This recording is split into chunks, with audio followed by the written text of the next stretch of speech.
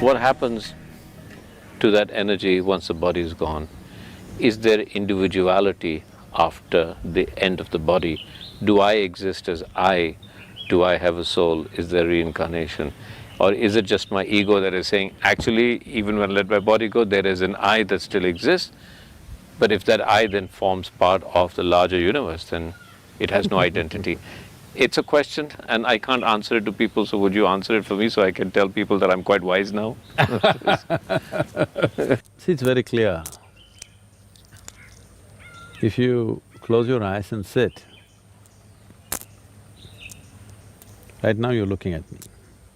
If you close your eyes, you cannot see me, but you are still there, isn't it? So right now, is it you who is looking at me, or is it your eyes which are looking at me? So it's you who is looking at me. Yeah. Through the window of your eyes, you're looking at me. If you close the window, Yeah. do you still exist? I still exist. So, you are clearly saying you are much more than the body, isn't it? Yes. And you also know very clearly that this body you slowly accumulated. Yes. Or in other words, what you call as my body is just a bit of loan that you have taken from Mother Earth, just a piece of the planet. She's pretty generous. No, it's very generous. Yeah. She's pretty generous with the loan. But when the time comes, she wants to collect it atom by atom. See, now I hold this pebble in my hand. Yeah. Initially I say, this is my pebble, I'm not willing to give it to you. After some time, I start thinking, this is me. Now when the time comes that anyway this pebble is going to be taken from me, I am being terrorized because I am being taken away. You are not being taken away. Only the food that you gathered, the piece of planet that you gathered in the form of this body, the planet is asking it back. If only you were aware this is only something I've accumulated, not intellectually. Every moment if you are constantly aware that I am not this body, this is just mine, all right. This is just a gathering. I've accumulated this, I'll use it, and when it's necessary, I'll drop it. If this awareness was there all the time in your life, death would be just change of clothes, isn't it? It's actually more simple than that. So what happens after? Okay, I paid back the loan. The question is only willingly or unwillingly, but whichever way, the loan gets taken. Your body, as you know it, physical body, has to go to the earth because it belongs to the earth.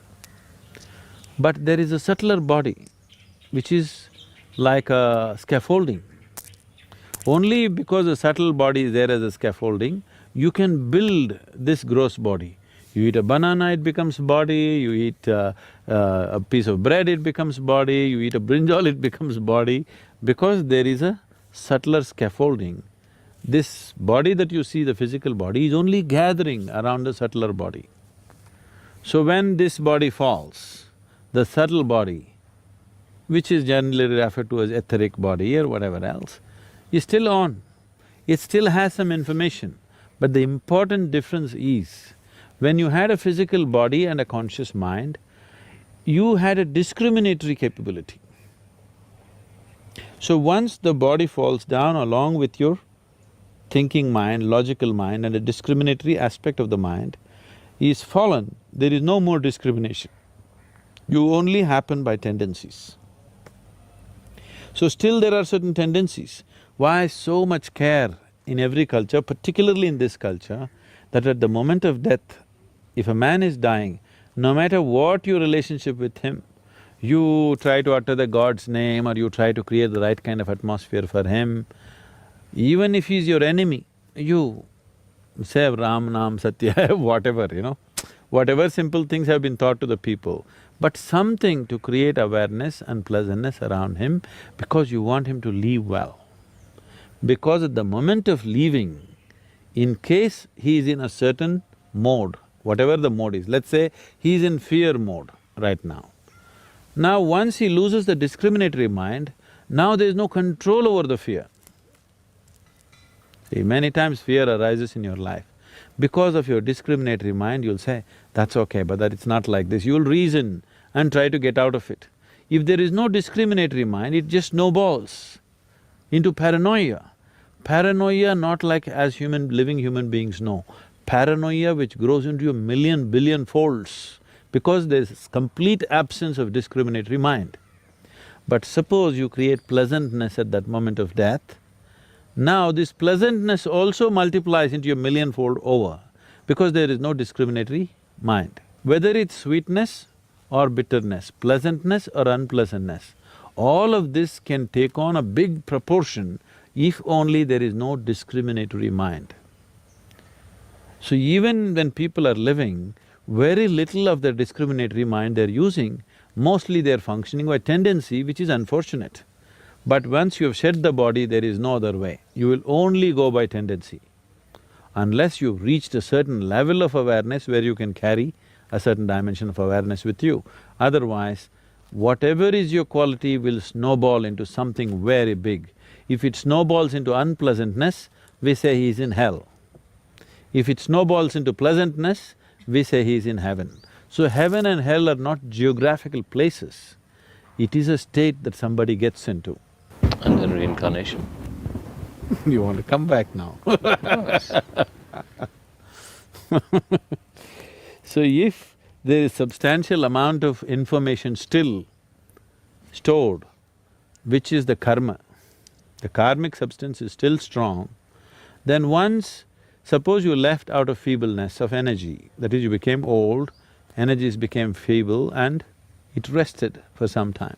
So this kind of life energy just rests for some time without too much activity.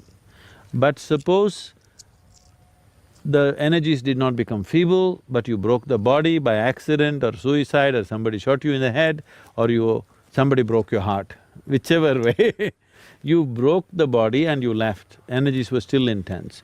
Now, this will take a long time for it to become feeble without the body and the mind. If you had a regular body and a discriminatory mind, let us say you would have worked out your karma in the next 10 years and made the energies feeble.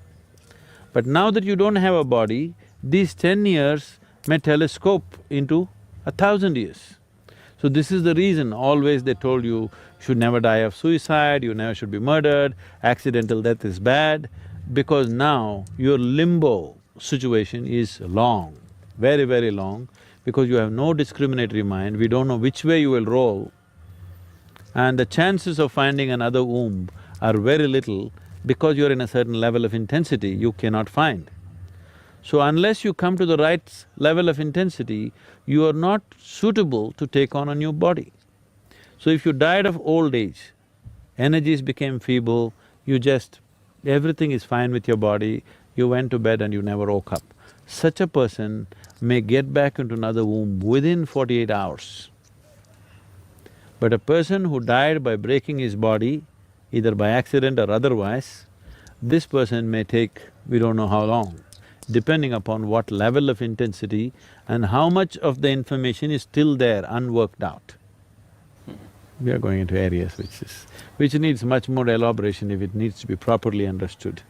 Speaking just like this is not good.